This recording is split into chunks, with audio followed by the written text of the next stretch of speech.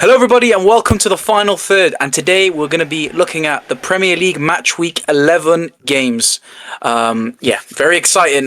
This week is probably one of the most exciting weeks of the Premier League so far. I think there's a lot of exciting games to look forward to. So let's see what we predict in this video. But before we get started, Al, do you want to reveal the player from the last video? Yes, the player from the last video was Ivanovic, an absolutely amazing defender for Chelsea, and won a couple of trophies with him. So yeah, a great defender for Chelsea, to be fair. Perfect. Let's get straight into it. So the first game of the weekend is Tottenham versus Manchester United. Al, what do you think of that game? Yeah, I've gone for a 2-1 win for United. To be honest, I thought a bit about my prediction, and the reason I made my decision was based on Tottenham's home form. I don't think they've won a game at home this season, and even if they just have been very poor at home, and obviously the last game showed that against Chelsea. They just performed awfully even though they were at home, and to be fair, I just don't think even though they won in Europe, I still don't. I'm not convinced. I'm not fully convinced. I think it's still going to take a bit more time with Thomas Frank. Maybe he needs a few more signings. Obviously at the moment, I think Manchester United are in good form. You know, they won 3 games, got a draw against Forest, which I still think is a good point. And obviously they got unlucky at the end with Diallo having the shot blocked off the line. And I think they're playing really well. And I think the only reason it might be difficult for them is because Tottenham's always a hard game for United, and they have lost a good few games against them in recent times. So it might be hard, but I think I'll give United 2-1 win. I'll give them the edge. I've gone for a bit of a controversial score. I've gone 2-0. I mean, I've gone with a controversial score just so I don't match Ali, because I want to put 2-1, but he told me to change it. So yeah, but anyways, I think that Tottenham last season, they beat us pretty much every single situation that we're in, whatever game that we come up against Tottenham, even the final especially. We lost every single game to Tottenham. So it's not good for me to predict that United will win. But I think United this season has changed. I think right now we're in good form. Might have got the win against Forest, but I still think the team is playing really well. I think that every United fan will come into this game a bit more confidence, and Tottenham are a good team, but I think their recent form has not been good, and especially at home, as Ali's mentioned, they've not been good at all. So I think the only few people in the Tottenham team that can really change the games are Vicario and Van de Ven. He did have that stinker. I don't remember which team it was against, but Chelsea. What did we say? Sorry? Chelsea. It was against Chelsea. Yeah, against Chelsea. Yeah, he gave the ball away. But the last Champions League game that they had, if Van de Ven comes in like Messi, he can easily put 2 against us or whatever. So we have to be careful. Also about Vicario, he's a very good goalie. He's saved Tottenham on a lot of occasions as well. He's made a lot of good stops. So he can make things much harder for us to win. But I'm calm and confident. I think United will do well, and we'll see how it goes. For me, I've gone with a 1-1 draw. You can call me a negative United fan. Just for me, watching that Tottenham game, they look very impressive. I know it was against Copenhagen and it's nothing crazy, but it really does build confidence. A Champions League win, 4-0, clean sheet. And like Hassan was saying about Van de Ven, he did go on one of those runs against us last season and got an assist from it. So, he is very, very dangerous, even though he's a centre-back, Again, maybe defensively he's been a bit suspect this season, but going forward he's their top goal scorer, which is unbelievable. Which is I don't know how you're getting carried by a centre back, but I guess it is what it is. On the Manchester United side of things, attacking wise, with Cunha and Burmo, gives me a bit of confidence that we can score maybe more than 1 goal, but I think 1-1 is just a realistic prediction in my head, because I feel like we're not at the level maybe a lot of United fans think we are. So I've gone with 1-1. But let's move on to the next game, and that is Everton versus Fulham. Al, what have you gone with that? Yeah, so for Everton versus Fulham, I have gone with a 3-1 win to Everton.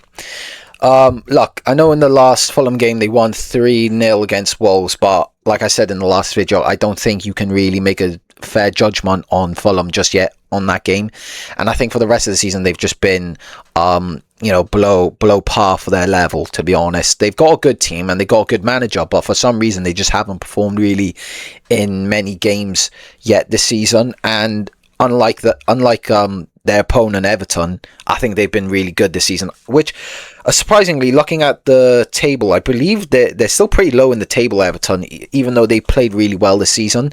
However, I just think, with the teams they've got, Iliman Ndiaye after that game against Sunderland, that goal he scored, which was unbelievable. I think those kind of players like him and Grealish are just game changers, you know what I mean? They can make something out of nothing.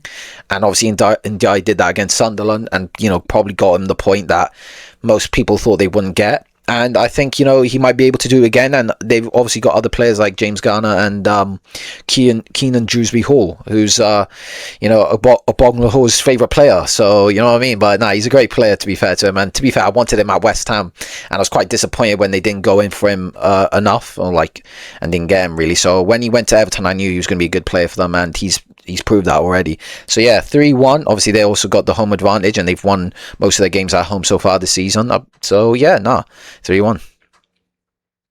I put down 2-1. Just out of respect for Fulham, I think they're not as bad as what some people make them out to be. I just think that they've had a bit of injuries, especially at the start of the season with Raul Jimenez, making it harder for them to score goals. But I think they're still a very good team. But obviously, I think Everton are a better team. I say overall the quality for Everton has been really good, especially from the attack, bar from Barry. I think that the rest of the team is looking good. I think in terms of Everton, I think the main problem is their defence, because I think in terms of creating chances and scoring, they've not been awful. But I think that if the defence might let them down this game. But I think with Fulham has been the opposite. I think defensively they've been okay, not too bad. But I think the attack, sometimes they don't score enough goals and they don't kill off the game. So, they might get the lead, but they might lose it very quickly. So, I feel like in that situation, you need a strong attack to kill off games. So, if you're not able to do that, then that's why you lose points. And, I think this should be a very close game. Not in terms of I think that Fulham, have a chance of winning. I think that is majorly sided towards Everton, but I think that it'll be good performance from both teams, and it'll be a quite close game in terms of possession and chances created. So that's why I'm giving it 2-1 to Everton. I've gone with 3-1 Everton as well. I just feel like Everton, there's a kind of a gulf in quality. Maybe defensively, you might say Everton are a bit suspect, potentially. Even though, to be fair, they did play really well, the centre-backs against Sunderland near the end of the game and, helped them get that result. I don't know. I think there's something about Fulham. They're lacking something, Obviously, before they had João Painha, and I think you can see he's done very well for Tottenham and how good a player he was for them. I know he left about a season 2 ago, something like that. But having players like that, in a club like Fulham, with all due respect to them, they need higher quality players, and I think they need that in the midfield more than ever, really, because their midfield is lacking a little bit. And obviously, you know how much I love talking about the midfield, and it's a major part of the game. So I'd give Everton the edge in terms of midfield, because Idrissa Gana Gueye and James Garner are great midfielders, and I feel like the midfield will go in Everton's favour, and I feel like that will be the main difference. So I've gone with 3-1. Let's move on to the next game, and it is West Ham versus Burnley. Al, what have you gone with that? I've gone with an optimistic 2-0 win for West Ham. So obviously we finally I don't want to say go off the mark, but we beat Newcastle, a great win, a 3-1 win. Of course, to be fair, Newcastle weren't necessarily great on the day either. So again, I don't want to take I don't want to take it too much into consideration with my prediction. And look, I'm not going to disrespect Burnley, because I genuinely think they've been pretty good considering their level and the quality they have in their team. They've definitely put up a good fight against a lot of teams. And and obviously we haven't been great this season. We've been awful. But when we finally played a good lineup, we put in a really good performance. And I think as long as he just puts the same lineup out, I think we win this game, and hopefully convincingly, and hopefully I get the right prediction. Look, I was really excited when I saw players like Freddie Potts starting, because this is someone that I've wanted to start for a long time. because he's such a good player, and he showed that against Newcastle, the way he can control the midfield and can control the game. Charles has mentioned it so many times. The midfield is so important in football, and I do believe we can have, when he sets it up correctly, the midfield can be very strong for us. Now, obviously not when we started and we had, some slow pensioners like Irving in the midfield. But finally, we got some pace in midfield. Mateus Fernandes, who looks like a great signing. And then, you got obviously Freddie Potts from the academy. He had some good loan spells as well. So yeah, it was a great win against Newcastle. Hopefully we can take that into the Burnley game, that motivation, that momentum, and yeah, if we win that, I think that'll be a good end before the international break. So yeah, 2-0. I've given it 2-0 as well to West Ham. Look, I think West Ham, off that game against Newcastle, they were very impressive, very good win for them. But obviously, I don't want to jump to conclusions very quickly because, it's just one win. Previous games have not played the best, so you can easily say that it might be harder than what most West Ham fans think. Obviously when you do win against a good team, you get that little bit of buzz and excitement, for the next game. But anything can happen in football. Burnley is not a team to sniff at. I think they're still a decent team. For a promoted side, they've done okay. So I think West Ham, it won't be the easiest game for them, just based off the fact that West Ham have been struggling this season. But a win against Newcastle definitely improves their confidence, and we'll get them playing a bit more confidently. So yeah, I think it will be a close game, but I do think West Ham have that high quality, so I'll give it 2-0 to them. I've gone with a 3-0 win for West Ham. I've gone a bit more convincing only because I hope that is the start of something for West Ham in terms of actually playing the correct players in the correct positions and the right formation. I feel like they have the quality and depth, really. I think they've got good players, I feel like the wing-backs are quite good when you play them in the right position. The centre-backs, okay, they're suspect, and, but I don't think Burnley have much of a threat. It's possible they can get a goal, but I don't think so. And like Adi was saying about Freddie Potts, great young player, winning man of the match on his first start. Fair play to him, Can he be the next Declan Rice? That's the question. A lot of pressure on him to do that. But yeah, West Ham have been very known for trusting their youngsters, and hopefully this is the start of something beautiful for Freddie Potts, and being a staple of West Ham, especially West Ham midfielders. There's been a lot of good ones. So yeah, I believe that it will be 3-0 for West Ham against Burnley. So let's move on to the next game, and the next game is Sunderland versus Arsenal. Al, what have you gone with that? Honestly, I think this is going to be a great game, and I'm excited to watch it. But I've gone for 2-1 Arsenal. I put a lot of thought into this prediction only because I was like, do I give a clean sheet to Arsenal, because they have been getting a lot of clean sheets? But Sunderland are a massive threat, I think, and especially for Arsenal and the way they've been playing. I know they only got a draw against Everton, which, to be fair, I think the result doesn't really reflect the performance. I think they easily could have won that game, and understandably, yes, Everton had some chances towards the end where they could have won the game as well. But I just think Sunderland were with their chances they were creating towards like the middle of the game. Yeah, they were just showing how much of a threat they can be, and I think they can be a threat against Arsenal. And obviously, they have the home advantage, which is massive, especially with the stadium. The stadium with light is a massive. The atmosphere is really good there, and the fans really get them going, and it's a massive advantage for Sunderland.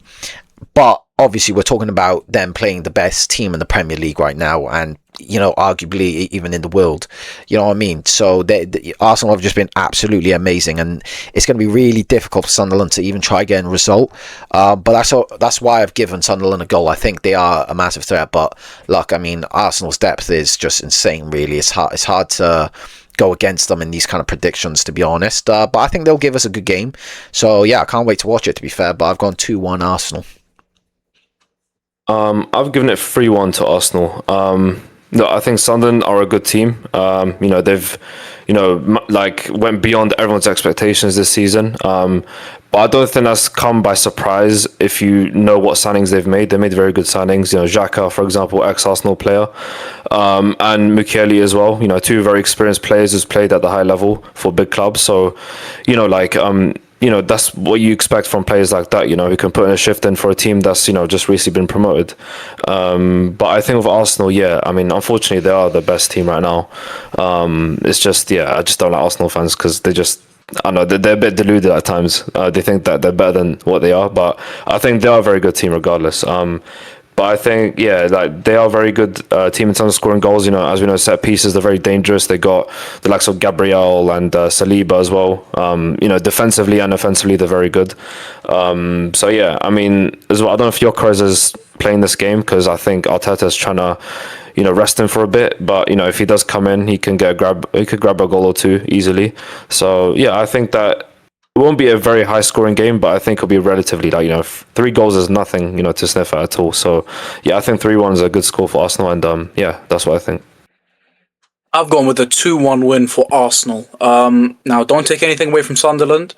As we've said many of times, they've had an unbelievable season, and I still think they will do well in this game, and they will give something for Arsenal to consider.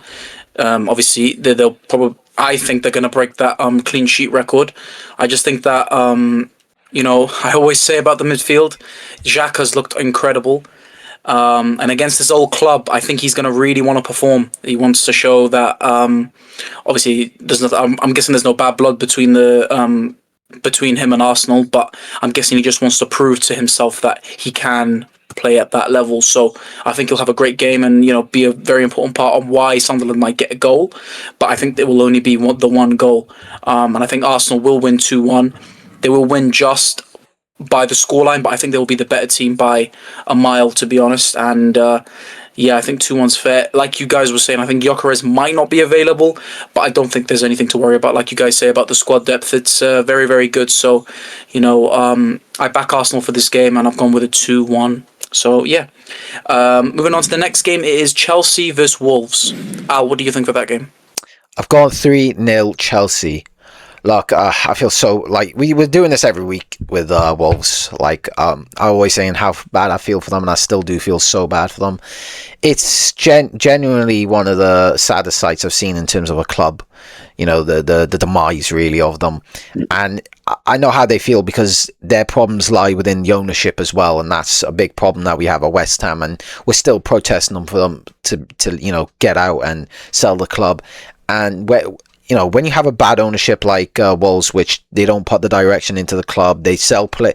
Look, you're obviously going to have to sell quality players when you're a club like Wolves. It's hard to keep those kind of players like Cunha and like Nori and even like Semedo and all these kind of players. But the important thing is replacing them correctly, and at least replacing them to a decent degree, but they haven't done that whatsoever. And even some of the lineups that were put out by Vitor Pereira, again, similarly to the problems we had at West Ham, were just not right enough. He wasn't putting the best players out, like João Gomez sitting on the bench many a times under Vitor Pereira, which is just an awful decision from him. I mean, he eventually, evidently got the sack, deservedly so. He was absolutely woeful, and yeah, I think they lost. It was a massive, like an awfully massive decision to even give him the contract extension at the start of the season.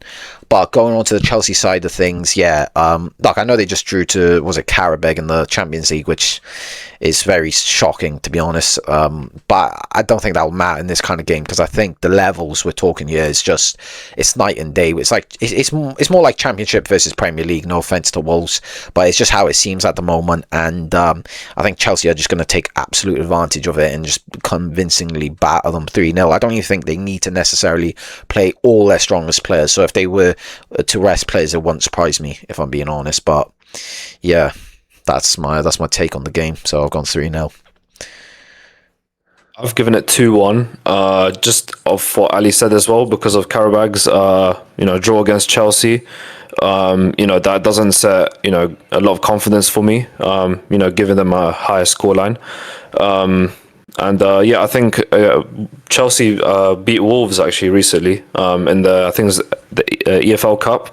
I think it was one of the games, and it wasn't obviously they probably dominated for a lot of the game, but Wolves did score 3 goals against them. I know it is Chelsea's second team basically, but he did sub on a few first team players. I don't think that Chelsea inspired a lot of confidence in a lot of people. They've not been quite consistent enough this season. They've had pretty bad losses at times, so I do think it will be I think they will dominate the game and create a lot of chances, but I don't think that it will be a game where they'll score many goals, and that's why I've given it 2-1. For me, I've gone with 4-0 to Chelsea. I think that Mental. Wolves have been so poor this season. Yeah, I just think it will be a thumping. The one player that's really impressed me for Chelsea, and I've said it so many times, Esteval, unbelievable player. He scored again in the Champions League. I know they didn't win the game, but he's been unbelievable. I'm pretty sure he's the joint top goal scorer, if I'm not mistaken. For someone so young to come into the Premier League from the Brazilian League and, have the impact he's having on a team like Chelsea is unbelievable. So I think he'll be a major part of it. And obviously, like we say about the midfield, Moises Caicedo, yeah, he's one of the best in the world, not just in the Premier League. And I think he can also be a major difference. And, I know their defense is a bit shaky, but I feel like Wolves are just very toothless. Go figure. They're a wolf and they're toothless. So, yeah, I would say that 4-0 is my prediction. And, yeah, let's see if it happens. So, yeah. Let's move on to the next game. The next game is Aston Villa versus Bournemouth. Al, what do you think for that? Look, I've gone 3-1 Bournemouth, but if I'm being perfectly honest, I am not that confident in that result. Like, I think they'll win 3-1, probably not, but I think Hassan's predicted 2-1 for Bournemouth, and I need to get ahead of him, so I have to, at least try to go for a correct scoreline here. Oh, you put a draw. Oh, yeah, sorry. Yeah. Still, I don't know. I've just gone 3-1. And nonetheless, I don't know. I think if Bournemouth, like the way both teams play, I think Bournemouth's style of play is an advantage for them. And I think if they can, what's the word I'm trying to say here? Like, take advantage of that and the way Villa play, because obviously we saw against Liverpool they tried playing out the back of Aston Villa, and yes, to be fair, the first goal was just purely Martinez's fault alone. That's just a mistake. It's not necessarily the style of play, it's more, he's just made a mistake, it's an error. But again, I just think if Bournemouth, the way they press, I think if they can take advantage of that against Villa, they can win the game, and hopefully convincingly. I hope they win 3-1 so I can get the 2 points in the leaderboard. But yeah, no, I think I still think it'll be a very good game nonetheless, because I think both teams, especially Villa, they are, even though they lost against Liverpool, I still think they're a great team, are playing great football. Obviously turned around this season since the start of the season when they didn't score a goal in like the first 3 or 4 games. So yeah, no, they're a completely different team now, and Bournemouth have just been a great team all season. So I think it'll be a great game. I think players like Semenyo will be like the highlighted players are going to be like Semenyo for Bournemouth, and like for Villa, I think it'll be like Morgan Rogers and Amadou Onana. I think he was still great against Liverpool, to be fair, even though they lost. So yeah, I think these are the highlighted players for this game, to be fair. But yeah, as I said, I put a draw. I put 1-1, just because I think both teams are quite evenly matched. I think both teams this season have, they've been quite decent. Aston Villa obviously had a very slow start to the season, but they've clawed their way back and started playing, well. They've had decent results. And Bournemouth, as we know, they're a very good team, but they've not been the best as well. I think recently they've not been up to par with the start of the season. I think the start of the season they were very good, and we were trying to say that maybe they could have a Leicester season or whatever. But yeah, I think against like Crystal Palace and City, getting a draw against Crystal Palace isn't a bad result, because they're a very good team, but they were beat quite badly by City. So yeah, like I said, it doesn't really inspire the most confidence in me. So that's why I think it'll be a very tight game between two sides that are still decent, but they do have very good players, both sides. I say, yeah, as I mentioned, Semenyo is a very good player. Villa's got, Morgan Rogers, Matty Cash, Ezri Konza. Martinez is good at times as well. Obviously, he has the odd mistake here and there. That's why at United, if we were going to get him, I was kind of worried about that, because he can easily do like what De Gea was doing. He put in very good performances one game, but then the next game he just comes up with a stinky mistake or whatever. So yeah, I think that we might have dodged a bullet with him, but I mean, Martinez overall is a class goalie. He's won a lot. He's won a very good amount of trophies for teams he's played in, and he's won the World Cup obviously, so he knows what it's like to win the big trophies. So yeah, I say very two evenly matched teams, and I'll give it a draw. I've gone with a 2-1 win for Bournemouth. I believe that they are the better team. they've had the better season, and they were going to win the game. They've got players that are really informed, like Semenyo, like you say, Justin Kluivert, and even that new kid up top, the French. I forget his name, to be honest for with you. Bournemouth, Krupi. It's Krupi, I think. Yeah. Yeah, Krupi, that's the one. Yeah, he's very good, and is he what, 19, 18? Something and like he's that. Yeah. 19, yeah. Well, there you go. Unbelievable. He's doing very well for them. And I saw something about Bournemouth's defense being a bit dodgy against Manchester City, which could maybe cost you know them. what? I don't know. Yeah. They've been a bit solid. Yeah, the only thing I would have said on that, I think Man City just played to Bournemouth's weaknesses. You get what I'm saying? I think it was just a tactical masterclass from Guardiola, which is expected from someone like him. So, yeah. Yeah, that's fair. But yeah, no, I just think that the quality of Bournemouth and how well, consistency is a major thing. And I know Aston Villa have been okay recently. I know they only just lost to Liverpool. Before that, they were doing quite well.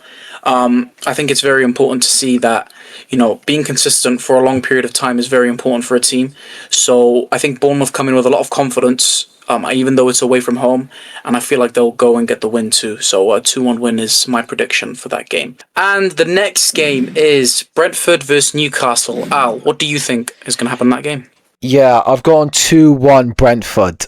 Look, unfortunately for Newcastle, they had an awful performance against West Ham, and to be honest, I heard a lot of Newcastle fans saying it's possibly the worst performance they've seen under Eddie Hearn. Oh my God, bro! Eddie Howe, bro. I don't know where I got Hearn from. I'm just thinking of something How else. have you messed that up, mate? Sorry, just from earlier. Hey, they're both Eddie, so it's close enough. Anywho. Yeah, look, they had a lot of them saying it's an awful performance, worst performance under Eddie Howe this season. It's a good thing you didn't say Eddie Who.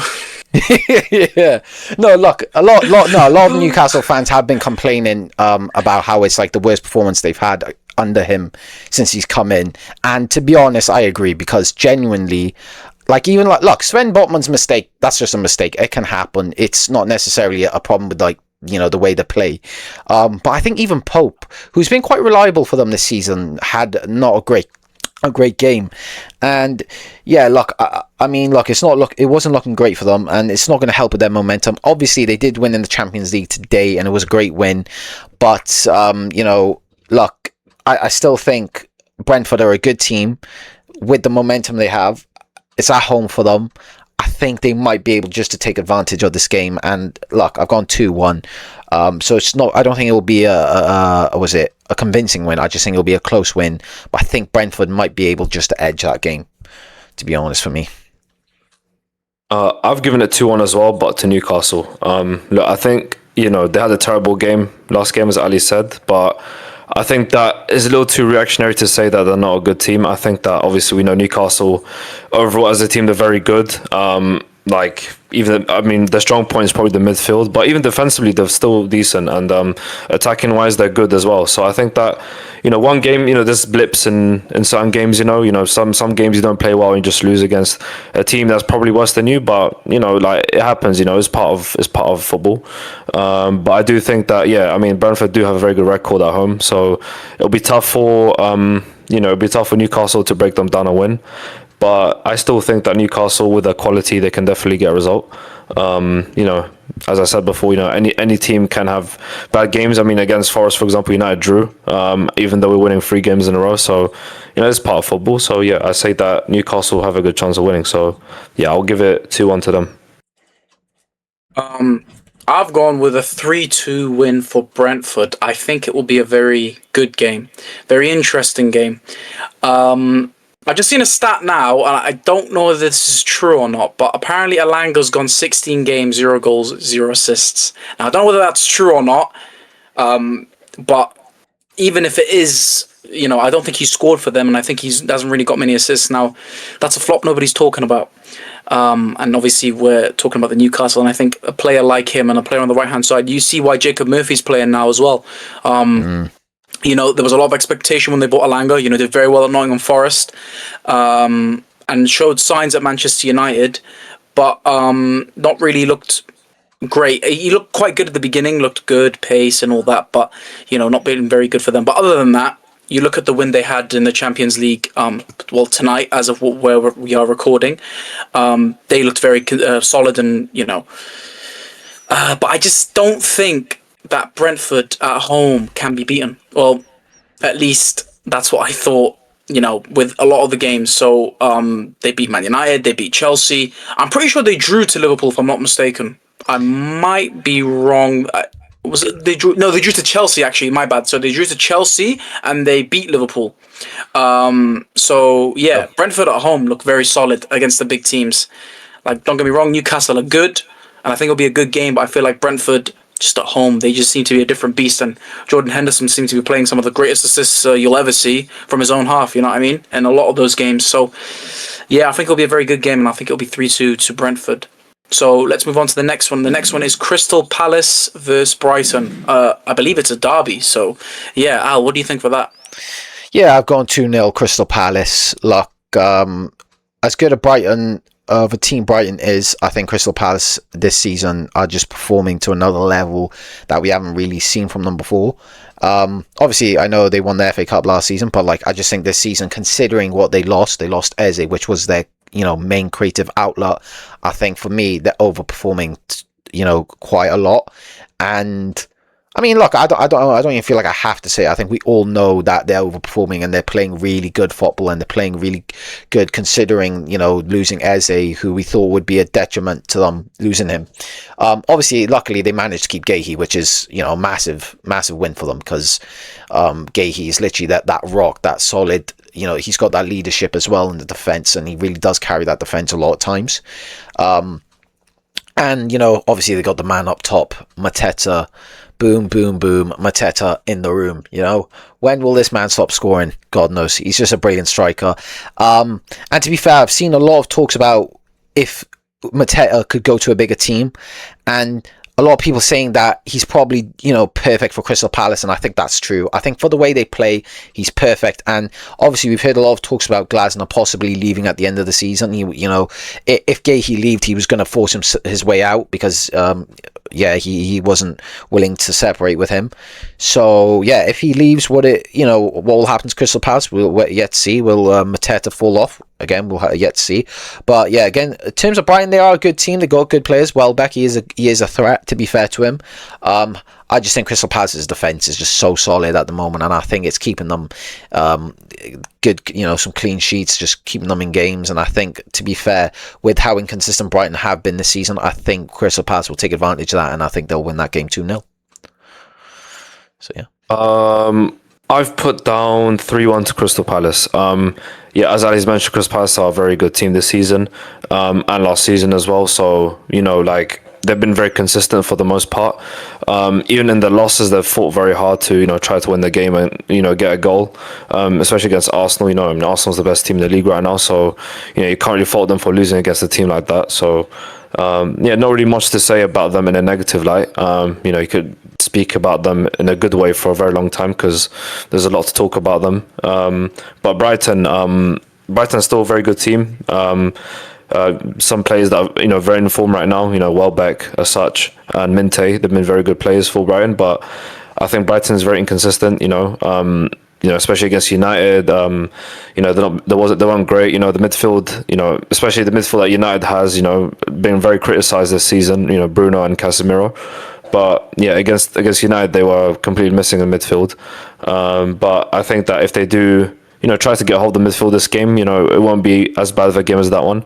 But yeah, it's just, I think Palace are a more consistent team and have better overall quality. But I do think Brighton are performing well for what they have. But yeah, I think Crystal Palace should win that game 3-1.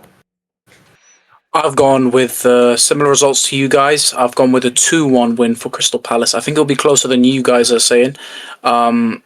Just because I know how good Crystal Palace are, but I feel like because this is a derby and it's a game where it can kind of go either way, I feel like it'll be closer. But obviously, I feel like the quality and consistency of Crystal Palace will come through, and it will be enough for them to beat Brighton. Even though, because like you guys say, they have a lot of threats, Minte and obviously Danny Welbeck, and even in the midfield, they've been inconsistent this season, but they do have good players there. Even James Milner, the experience can come in and do quite well. But yeah, I feel like Crystal Palace will edge the game because when we talk about, I love talking about the midfield. Like I said, Adam Wharton's a fantastic player, and I feel like he dictates the game for Crystal Palace. And yeah, I feel like that will be enough for them to get the 2-1 win against Brighton. So let's move on to the next game, and the next game is Nottingham Forest versus Leeds. Al? I've gone for a 2-0 win for Forest. Yeah, I think it'll be the first win they get under Sean Dyche in the Premier League. Look, I think Sean Dyche is a good manager, and I think with Nottingham Forest, I think he can do well. Not necessarily as good as maybe Nuno did with them. It's a different style of football that they're going to have to get. They're still trying to get used to, so it's not necessarily easy. But I think this is going to be a really good game for them to finally get a win under like him in the Premier League. You know what I mean? I've given it 2-0 because I think Forest have such a good squad. I think the quality in their squad's really, really good. Like, they've got players. Chris Wood, obviously under Nuno, was cooking. Whether he can continue that form under Sean Dyche is to be seen. And obviously they've got players like Morgan Gibbs-White. They've got Amari Hutchinson, who they brought in from Ipswich. James McAtee as well from City. And look, they've just got a lot of Elliot Anderson now. He's a hell of a player as well. You know, we talk about midfielders and stuff. He's probably one of their best midfielders, one of their best players, to be fair. You know, he's a really good player. He's a game changer, can create chances out of nothing, to be fair to him. And obviously, and even in the defence, I think they have a very solid defence. I think Sells is a good keeper. I know he hasn't maybe been at his best recently, but when he is, playing well, he's really hard to beat. And I think, yeah, as long as they can, and the way Sean Dyche just plays, I think it's like, Brexit ball, but like we all know how Sean Dyche plays, you know what I mean? It's that solid, compact, long ball kind of play. I think that will really suit this game for them. And yeah, I think they'll win the game 2-0. And obviously they're at home, which obviously does help them. So yeah, 2-0 for me, for Nottingham Forest. I've given it 2-1, just to give a bit more respect to Leeds. I think Leeds are not done bad for a promoted side. I think out of all the teams of the promoted side, we thought that they'll be the one to go down, just because of the squad not being as good as the other teams. But I do think they've had decent results, for a team that's recently been promoted. And I think right now they're above Nottingham Forest in the table, so at least there's that. But I think Forest, obviously, still with the team they got, they shouldn't be that low in the league. Obviously they had a lot of problems with the previous managers and the ownership and whatever. So you can't really blame the players for that at all. But as Ali's mentioned, they do have very good players there. Douglas Luiz, Elliot Anderson, Hudson-Odoi, and Sal's last season he was very good for Forest. One of the main reasons why they got European football. So yeah, and Murillo as well. He was vital that game against United for that clearance off the line. So yeah, I think that Forest in terms of a squad are very good. But I think Leeds, they could grab a goal, but I think the main problem is their strike force. I think Calvert-Lewin has been good for them. So yeah, I think that's where Leeds, I think that's where they lack the most. Maybe defensively, I guess you can say, but yeah, I think it'll be a very dominant game for Forest, but I think Leeds might grab a goal just because Sals might do an error or whatever. So yeah, that's why I've given it 2-1. I've gone with a 3-1 win for Forest. Yeah, I believe that they are the better team, and that's there to be seen. Even though, obviously, are Leeds still above Nottingham Forest? They are. Let me have a look at that. They are, okay. Yeah, that's not ideal, but I feel like the game against Manchester United will give them big confidence. Even though they didn't win the game, they were able to hold on to the result. And, if anything, the goals they scored were very, very good. And, they gave the keeper no chance, in my opinion. Maybe the defence was a bit suspect from United's side, but I thought that in terms of attacking them, they were dangerous in the game. And I thought, overall, they might have deserved to win the game against the informed United side. Leeds are doing decent, I guess, because obviously we're so used to the promoted sides just coming into the league and getting relegated straight away. All the promoted sides are doing quite well, giving it a good fight. I still think that Nottingham Forest, they have more quality, and I feel like they will get that first one under Sean Dyche. It's going to come sooner rather than later, I believe. So, yeah, I feel like against the promoted side, it's probably the best opportunity for him to get that first win. So, I've gone with a 3-1 win in this game. And moving on to the final game, and most definitely the game of the weekend, Manchester City versus Liverpool. Al, what have you gone with? Yeah, you guys might not know this, but this is a derby. It's the bold-headed derby between the two managers. We got Guardiola and Slot, two of the best bold managers possibly in the league, arguably. Well, no, Guardiola obviously is, and obviously Slot was one of the better ones as well. Yeah, I mean, it's hard to really, put them above Sean Dyche, but I think I'll give it to them. I'll give it to them just about, yeah. But no, on a real, I've gone 2-1 City, and I think this is, like Carl says, going to be the best game of the season, and I can't wait to watch that game. Look, obviously it's at home for City, which is obviously an advantage, even though they have no atmosphere and no fans really, but that doesn't matter, still an advantage. And yeah, look, Liverpool, they've got a good couple of results in the last couple of games. Obviously, they won against Villa, and then they won against Real Madrid in the Champions League, which I think is a massive win. Especially with, to be fair, they could have probably won that game more than 1-0 against Madrid if it weren't for Courtois' absolute masterclass. And and obviously Conor Bradley just absolutely pocketing Vinny Jr., which fair play to him. What a performance for such a young player. You know what I mean? I think he's going to be really vital to them this season, Conor Bradley. I think he is a really good player and a good defender, which is a bit different to what they had with Trent. He was, going forward amazing, but going back useless, to be honest. And look, I think it's, the changes that Slot has made in the last couple of games has worked so well by going back to that old lineup, going back to that stable defence. You could clearly see the difference in the defence is like night and day from what they had in the previous games before that, by bringing back Robertson into the team and having Conor Bradley and just solidifying that defence, tying them up. And Mamardashvili, I think, yes, of course he's not no Alisson, in my opinion, he's my favourite keeper when he's fit. Obviously you can argue Courtois might be better, but personally I prefer Alisson. That's just preference. And yeah, so obviously Mamardashvili's not as good as him, but he's still really good, to be fair, and I think he's he can make some good saves, to be fair to him. And yeah, no, I just think it's been a game changer for them since he's reverted back to that kind of defence and that kind of team, and slowly implemented the players like Wirtz and Ekitike. They obviously played against Madrid, and I think even though Wirtz didn't get a goal and assist, I think he genuinely had an amazing game, to be fair to him. And even Ekitike, I thought he was pretty good as well. Unlucky not to maybe get any goals or assists as well.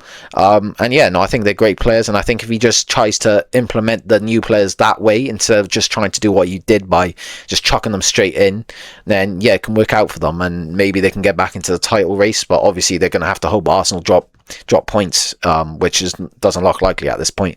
But no, I've given it to City because I just think City have that goal threat in Haaland, who, like I said in the last video, is just like Thanos, isn't he? He's just inevitable at this rate. So yeah, if they just give him the chances, he'll finish them off.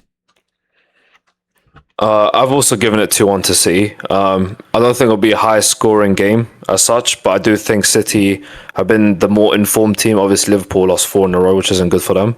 But I think, obviously they had an impressive win against Madrid. The scoreline might not reflect how dominant they were in that game, but I think they really dominated Real Madrid, and they basically, stopped any attack from the Madrid side of things. I don't think Real Madrid had any good chances on goal. But yeah, I think that City, they've been quite good when it comes to attack. Obviously, Haaland being the main reason for it. But I think Foden and Tijani Reinders have had a very good game against Dortmund. So those are two players that could definitely feed into him and, create goals. And also Shirky as well. He's coming back from injury and played really well. So, you can't forget about him. He's a young talent, and he can do anything with the ball. He's 2-footed as well. So yeah, like a lot of, danger up front for City, as well as Doku as well. I do think Liverpool excel in the midfield area. Obviously, Ryan Gravenberch and McAllister, I say, easily beats City's midfield right now. I think City's midfield has been that great recently. Obviously, they did have a Band Warner in the midfield, but now he's just been injury prone all the time. So yeah, like it's just not been great for them at all. But yeah, I think it'll be a very close game. Obviously, it's always been a close game between City and Liverpool. Very good game. Always a good game. Never fails to disappoint. But I do think City, based off the form right now, I'd give it to them, and that's why I've given it 2-1. Honestly, I've gone with a 2-2 draw. I feel like it will be a closer game than you guys think it is. Haaland will probably get his, like Al said, inevitable goal. He's just been the best finisher in the world, and and that's there to be seen. I'm pretty sure he's got the most goals out of any players in the top 5 leagues. Maybe I might be wrong, but probably am right about that. Yeah, I feel like Liverpool with the last two games, they definitely built up a lot of confidence. They weren't as convincing in the Aston Villa game, but they were very convincing in the Real Madrid game and probably deserved to be winning by more. And as Al said, Courtois just had a worldie of a game. And to be fair, Man City also have Donnarumma in goal. Very similar goalkeepers, great shot stoppers. So to be fair, I didn't really think about that. But yeah, I still think that Liverpool have built up enough confidence to perform, and I know how strong they are defensively. Well, they were strong defensively, at least against Madrid. So yeah, I feel like, and like you guys know about the threat of Manchester City. To be fair, recently Reinders, obviously Cherki and Foden, they've all come in and been impactful in the last couple games. So it's going to be a very interesting game because there's great midfields, great attacks, and let's just say maybe a kind of suspect defenses probably from both sides really. Both not the best defenses in the world, obviously, but yeah, I feel like it will be quite a good game, a very, very good game, and I feel like it will be a 2-2 draw. So that is my prediction for that game, and that is it, guys. So please leave your comments down below if you agree with our predictions, and if not, leave your predictions in the comments below so we can see and discuss on what you guys think on some of the games. But before we go, Al, do you want to reveal? Sorry, not reveal. Do you want to do the quiz for the player of this video? Yes, let's start with the first fact. He began his professional career at his hometown club, helping them earn promotion to the Premier League for the first time in their history in 1996. Second fact, he was part of the England squad that famously beat Germany 5-1 in Munich during the World Cup qualifying in 2001, and he scored the final goal in that match. The third fact, he won the FA Cup, League Cup and UEFA Cup all in the same season with Liverpool in the 2001 season. Fourth fact, despite often being criticised for not scoring enough goals, he earned over 60 caps for England as a striker. And for the fifth and final fact, known for his strength and selfless play, he often partnered with Michael Owen for both club and country. Let us know in the comments if you know who that is, and we will reveal him in the next video. Yeah, guys, thank you very much for coming in. Really appreciate it. Like I said, if you have any suggestions in the comments below, because we do have obviously an international break coming up. So if you have any videos you might want to suggest for us, we have one video in mind, and that is going to be an Arsenal special. We have a guest coming on for that. But if you have a suggestion for maybe another video, we would love to know, and give us your ideas. So yeah, thank you guys for coming in. Please leave a like, subscribe, turn on your notification bell so you get notified when we upload videos, and we will see you on the next one. Take care, guys. See ya.